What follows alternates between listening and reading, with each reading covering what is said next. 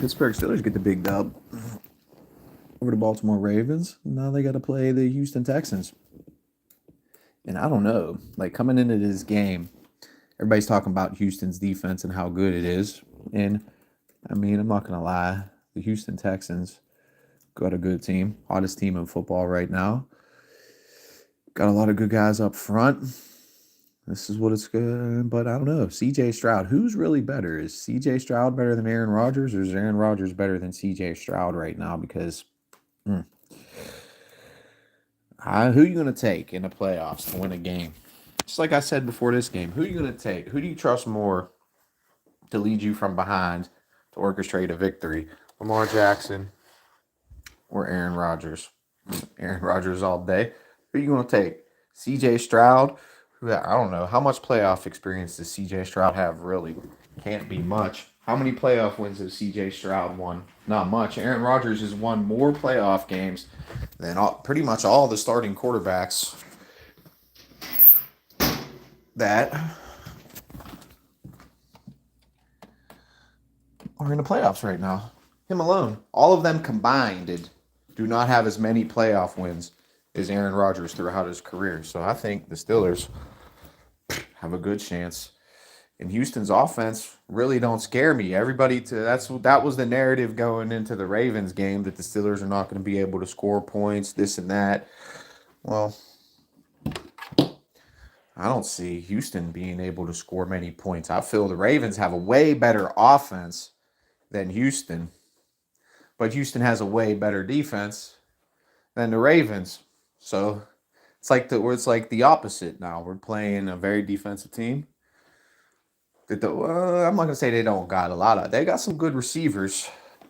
Nico Collins got a couple decent running backs, but outside of that, C.J. Stroud is really not standing out to me as some type of world beater right now. Honestly, I mean, he had a good rookie year. I think this is his third season. I just don't think C.J. Stroud is that good. What's up, Sam Farana? And if the Mike Tomlin hate is still rolling in from the fan base, I've seen some really horrible takes.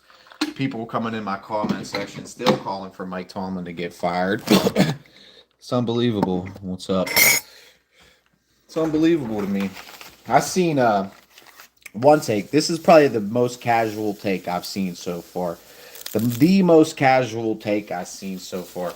I seen some dude in the middle of the game, some Steelers fan. He claims to be a fan, but really he's like an undercover Cleveland fan.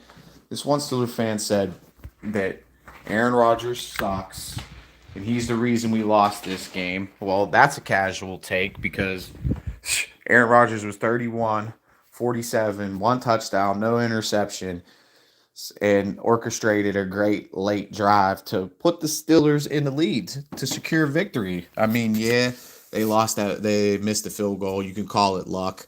But hey, if Boswell doesn't miss the extra point, it's a tie game and they go to overtime. Tomlin takes the 3 early, that field goal is irrelevant. Tomlin punts it early instead of handing the Ravens 3.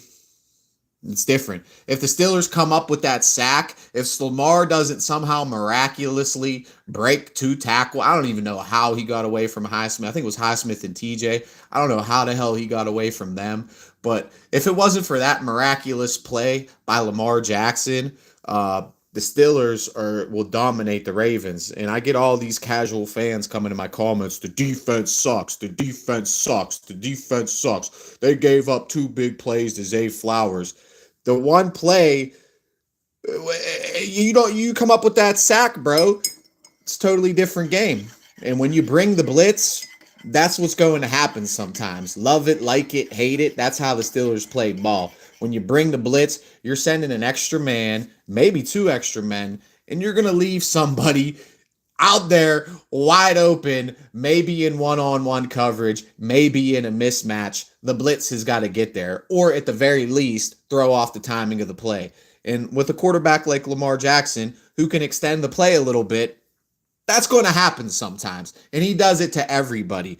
So for the Steelers, a team that had no wide receiver number 2, Steelers don't have a wide receiver number 2, Thielen, Austin, a bunch of old, washed up wide receivers, Calvin Austin, Pat Fryermuth. I mean, bro, what type of talent does Aaron Rodgers really have around him? So, I mean, this idea that the Aaron Rodgers sucks. Aaron Rodgers orchestrated and put this whole offense on his back, straight up. So I just don't get that take. And another horrible take that I've seen from said one the same dude in the same night. He's big Tomlin hater. Big Tomlin hater. Another horrible casual take. This is either a horrible casual take or this is just someone with a clear agenda just to hate Mike Tomlin. Because he sat there and wanted to say, "Well, this fucking idiot wasted all their timeouts." See, this is why I got to come out here and defend Tomlin because people want to put blame on his shoulders. This really he doesn't deserve any blame for. So I guess not only is Mike Tomlin the GM, according to the haters, Mike Tomlin is the owner, the GM, the equipment manager, the offensive coordinator. He's the defensive coordinator. He's Marquise Pouncey, too, who muffs routine snaps over Ben Roethlisberger's head. And he's Ben Roethlisberger, who goes out there and throws, I don't know, how many interceptions in the first half against the Cleveland Browns last time the Steelers had a home game in the playoffs and basically threw it all the way. So, I mean, the Steelers got a home game against a very inexperienced team, Houston Texans, and you got these haters out here who last week said they had no chance, who, when they played the Detroit Lions, said they had no chance. Now, they're still singing the same old song and dance that the Steelers have no chance. But I'm telling you right now, with our defense and the way the offense has been playing, even with that, against the Ravens, I mean, they didn't play good against Cleveland, but there's no DK Metcalf. So this is going to open the offense up a lot more. And I think the Steelers, honestly, can rattle CJ Stroud up a little bit. I mean, their offense is definitely better than Cleveland, but the Steelers are going to be coming with a lot better offense than they did against Cleveland. And Tomlin, in my opinion, left points on the table. And I said it before the game, too. You can't be leaving points on the table. I don't and they say you can, in my opinion, you can criticize Tomlin for that. Not kicking the field goals when they're there in Cleveland, not taking the three when it was there in versus Baltimore last night, not punting the ball and handing 3 points away to the Baltimore Ravens. Like that's a legitimate criticism. But for you to sit out here and criticize a man because the audio thing in the helmet fucked up, that's Tomlin's job to sit there and work the audio visual. He's the technical guy. He's everything. He's the announcer. He's everything. Everything's his fault. All right.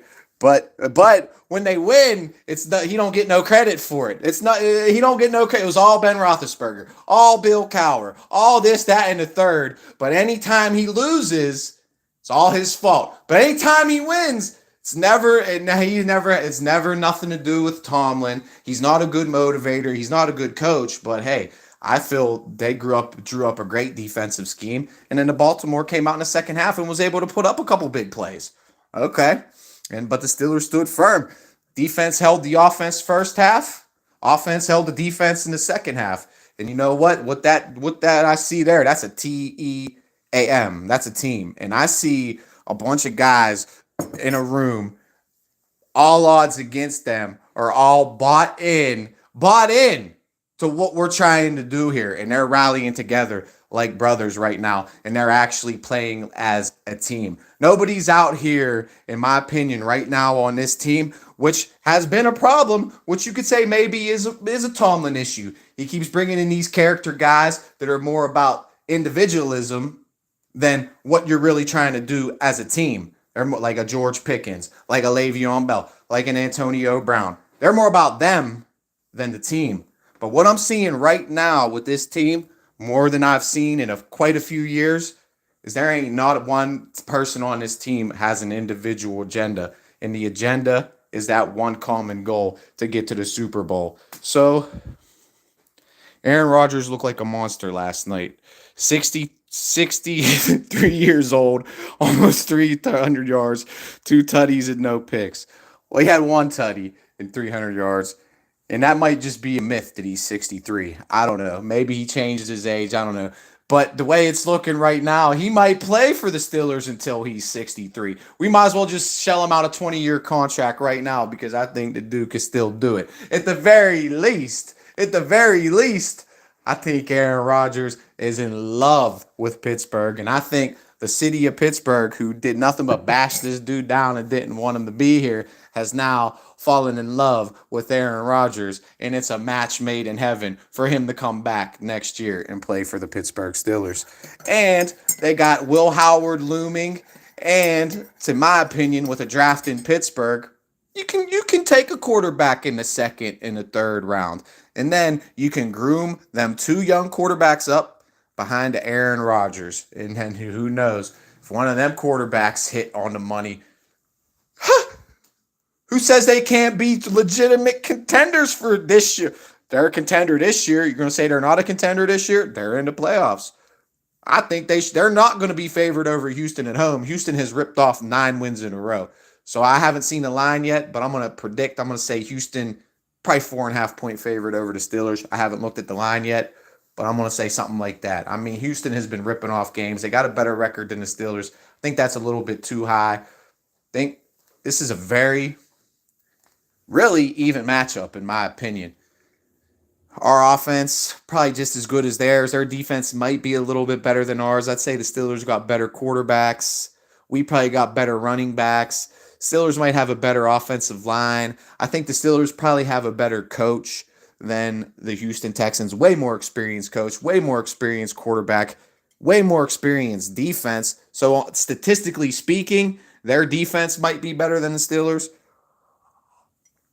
But I don't know. You got some very experienced dogs on this defense, like a TJ Watt, who is very hungry for his first playoff win, like Cam Hayward, who's very hungry for a playoff win, Jalen Ramsey, Patrick Queen. You got these young boys coming up now. Benton, Harmon, them dudes are monsters. Monsters on the defensive line. So I mean, you force some turnovers like the Steelers do. And that's really what it boils down to. And that's what it's boiled down to all year for the Steelers, is who can force turnovers and who cannot force turnovers.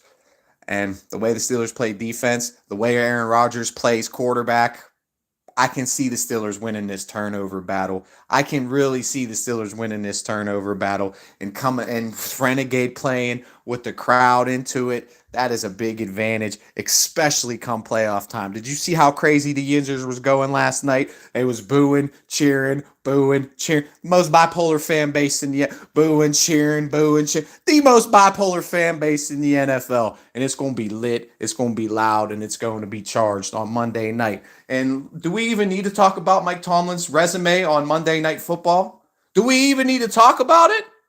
Because it's one of the best. It's cream of the crop. Just like he's now tied franchise history in wins, 193 with Chuck Noll.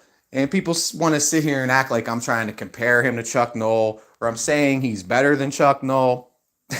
Chuck Noll is the emperor. Chuck Noll is the founder. Chuck Noll is on the Mount Rushmore of the Pittsburgh Steelers, okay? He's on the fucking Mount Rushmore of the Pittsburgh Steelers. But Mike Tomlin is right there with him in a totally different era of football. There was no salary cap. There was 14 games, and the NFL was not the NFL that we know today. It was still coming up in the world. It was not like it is today, to where it is global, to where it is reaching 20 million people a game, very least 10 to 15 million people a game. NFL is so much larger. There's a salary cap. There's 24/7, 365 coverage, ESPN, Fox News, YouTube, Facebook, podcast platforms. I mean, there's a million different podcast platforms that just talk about the Pittsburgh Steelers. That's it. And football. So it's just a totally different world, and it's a totally different game. And Mike Tomlin, in a league, when they created the salary cap era, was created to keep it competitive, to where no team, like in baseball, can go out there like the Dallas Cowboys did in the early 90s and just go out there and buy Super Bowls and buy talent and basically be, I don't know, what's a good word for it? trying to think of the word for. It's on the tip of my tongue.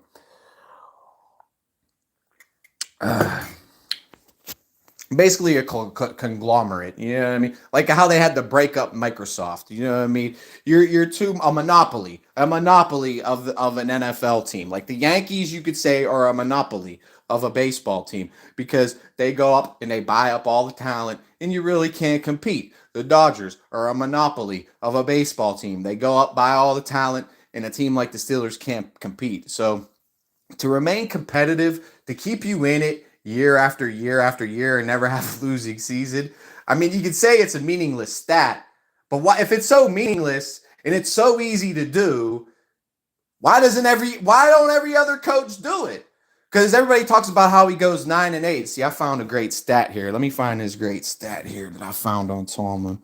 Let me pull this up. It's a pretty good one too. I'm gonna read this real quick. I think it's great, actually. Let me see here. Pull this up. Let me find it. Because, media members, they like to say these coaches are all better than Mike Tomlin. But let's read. This is by Christopher Carter. He's I guess he does a podcast. He's like a reporter. I don't know exactly who. I forget who he reports. I think The Athletic. Maybe the Pittsburgh Post-Gazette. I forget exactly who he's with. But he put out a great tweet today. And I'm going to pull it up. I'm going to read it. So let's see here. Let's see. Sorry, I'm not that prepared for this shit. All right, let's see. Oh, here it is. All right, here it is. Oh no, that's not it. God damn it. Fuck.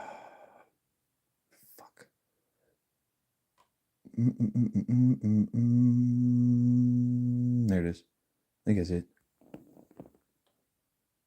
All right, yeah, here it is. Mike Tomlin and the Pittsburgh Steelers being 9-8 is a popular joke, but they only been 9-8 once, and it have never been worse in 5 years. The NFL has had 17 games. So why that label? 22 coaches have been 9 or 8 or worse for more seasons during that time. 4 times Pete Carroll, Kevin Stefanski. Mark Madden came out today and said the Steelers should fire Tomlin and hire Kevin Stefanski because Kevin Stefanski's better. So this is just a guy that definitely, I've been laying it out that he has nothing but a clear agenda against Mike Tomlin ever since he's been hired. And to put out a statement like that just shows you're unwilling to admit you're wrong. Just shows your complete and total narcissism, man. I mean, he said Mike Tomlin doesn't deserve any respect. What did he put out today, too? The narrative that Mike Tomlin deserves respect is bogus. It's bogus. Dude, this dude owes Mike Tomlin more crow than anybody. 3 times Dennis Allen, Todd Bowles, Dan Campbell, another coach better than Tom, Brian Daboll better than Tomlin, Mike McDaniel, Ron Rivera, Zach Taylor's another guy Mike Tomlin said, or Mike Madden said is better than Mike. Where's Zach Taylor at? With Joe Burrow, Jamar Chase, T. Higgins. What happened to Joe Burrow, Jamar Chase, and T. Higgins yesterday to Shadir Sanders? All right, you need a franchise quarterback, right? It's all about the quarterback and offense. Well, they paid fucking Joe Burrow a blank. They gave Joe Burrow a blank check. They gave Jamar Chase a blank check. They gave T. Higgins a blank check. And they can't even go out there and beat the scrub-ass Cleveland Browns and Shadir Sanders, who has the worst quarterback rating in NFL history through his first 6 starts. But hey, defense doesn't win championships anymore, and it's all about the quarterback and shelling out 100 blank checks to a bunch of divas on the outside. To me, the least important position to a football team, if I have to boil it down to the least important position on a football team, outside of long snapper, I'm going to say wide receiver. I'd rather have an all-pro left tackle than an all-pro wide receiver, all-pro guard, all-pro center, any really position outside of wide receiver. Maybe running back, but I'm old school. I feel if you can control the game on the ground and not turn it over, you're going to win a lot of games. And then you neutralize opponent's quarterbacks by doing stuff like that. And then they really don't have much to do. You make those teams one-dimensional, and they go out there and lose games like the Bengals did, and they can't even win a game. And then you got Joe Burrow out here looking like the kid from Home Alone, talking about, I don't have fun anymore. I don't have fun anymore. To sell stories in Cincinnati, because that's all they can do is sell a bunch of stories and speculate. If Joe Burrow's going here, going there, going this where and that where, he ain't going nowhere. Why is Cincy going to get rid of him? That'd be crazy. Was he going to demand a trade? Okay. Maybe. I doubt it, though.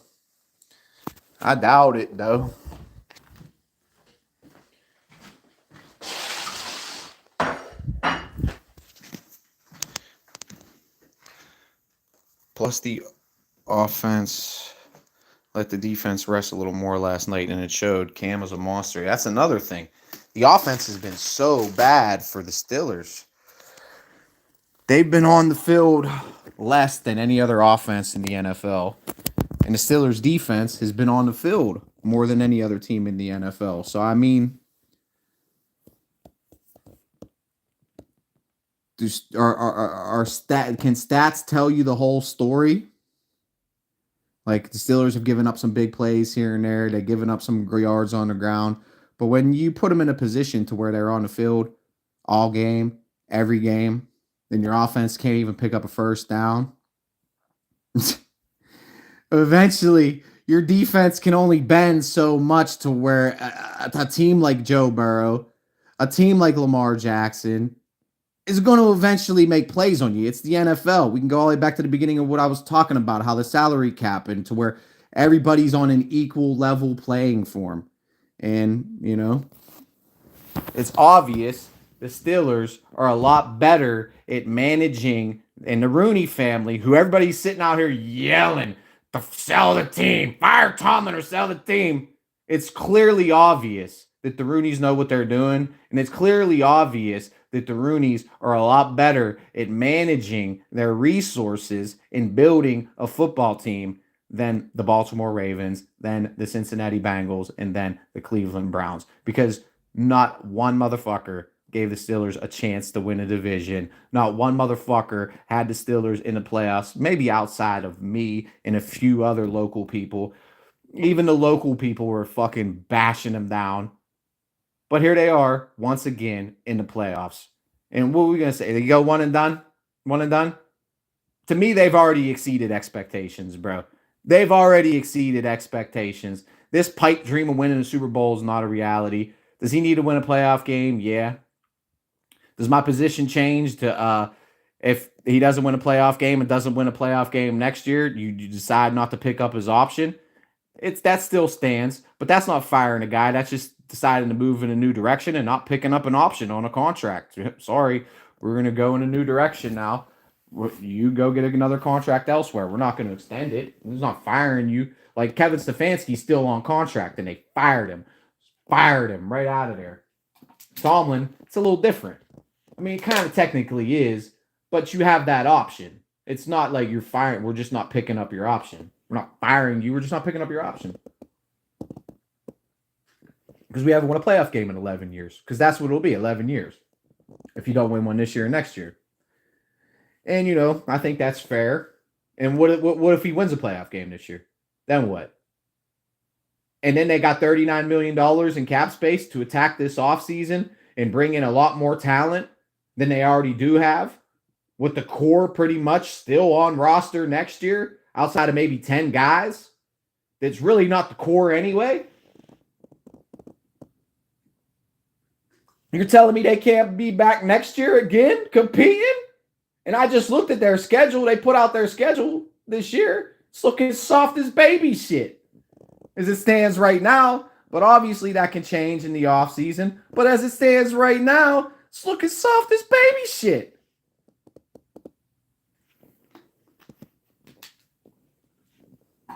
So who's to say the Steelers can't win? Who's to say the Steelers can't win a game? Who's to say the Steelers can't win another Super Bowl? At the very least, win a playoff game against a very inexperienced playoff quarterback, a very inexperienced playoff coach, and pretty much, bottom line, a very inexperienced playoff team in your house. with one of the greatest quarterbacks in NFL history. And bottom line, really no debate about it. One of the greatest coaches in NFL history. And it's not an opinion. It's not an opinion. It's a fact. It's not an opinion. It's a fact. And all the numbers back it up. Spoiled entitlement doesn't back up firing him. Spoiled entitlement doesn't justify firing him. Yelling DEI hire every day doesn't entitle firing him. Okay? Actually, it's the opposite. You yelling fire Mike Tomlin with the resume he has almost makes me feel and believe this is the whole reason why the NFL had to adopt a Rooney rule in the first place. And that's really what the bottom line comes down to. And that's what the Steelers are all about, opportunity. And that's why they're the greatest ownership in all of NFL, because they're all about loyalty, opportunity, and family. And those are the core values of the Pittsburgh Steelers. And those core values, that foundation, is why everybody buys in and believes, because that's how they run their organization off those principles, loyalty, family, and everything I'm talking about. So you can cry all you want, all you haters who literally own fans of the. I see literally people claiming to be Pittsburgh Steelers fans. Literally, see one say, I rather would have the Steelers. I'm so mad the Steelers won. Now we got to have more years of Mike Tomlin. So what? You'd rather be the Cleveland Browns right now? You'd rather be the Cincinnati Bengals right now? You'd rather be the Dallas Cowboys right now? You'd rather be the Oakland Raiders right now? The Detroit Lions? I mean, can we go the Arizona Cardinals? I keep going. I need to keep going. I keep going. Indianapolis Colts. Come on, man. New York Jets. New York Giants. What the hell's going on here? What the hell's going on here? So to me, it's nonsense. It's bullshit. And to me, like I said before this game, the Steelers should be favored over Baltimore. I might not go as far as saying the Steelers should be favored over Houston, but at the very least, I'm gonna say this game's a pick'em.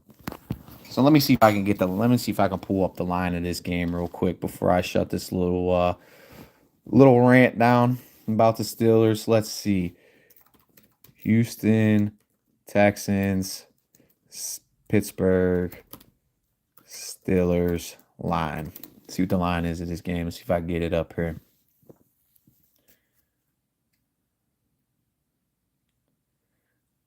What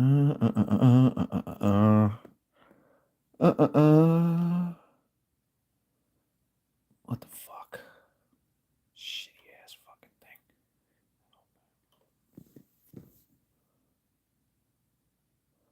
Oh, you piece of shit. Why can't I just get the line, dude? Why can't you just give me a line, dude? Seriously, I'm about to just pull it up on my sports app. Fuck it real quick.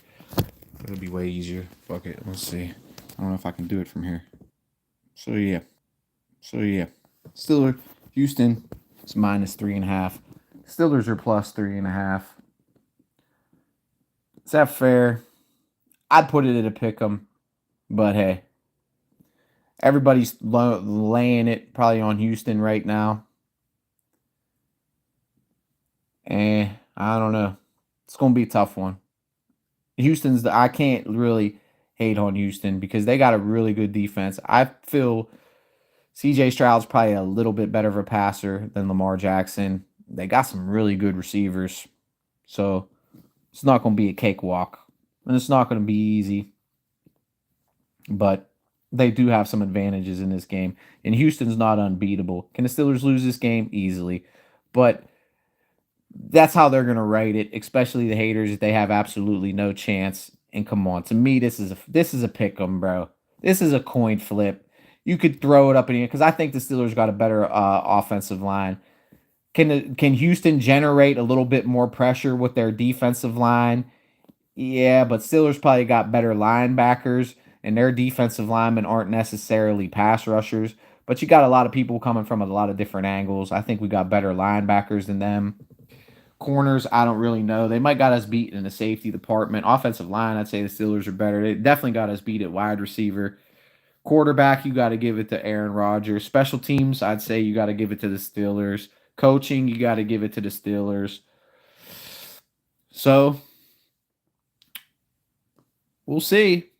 And you got home field advantage, Renegade, all the Yinzers yelling, screaming. I think the Steelers got a lot of things working in their favor in this game. And I think they have a good chance to win. So, that's my little rant for today. Here we go, Steelers.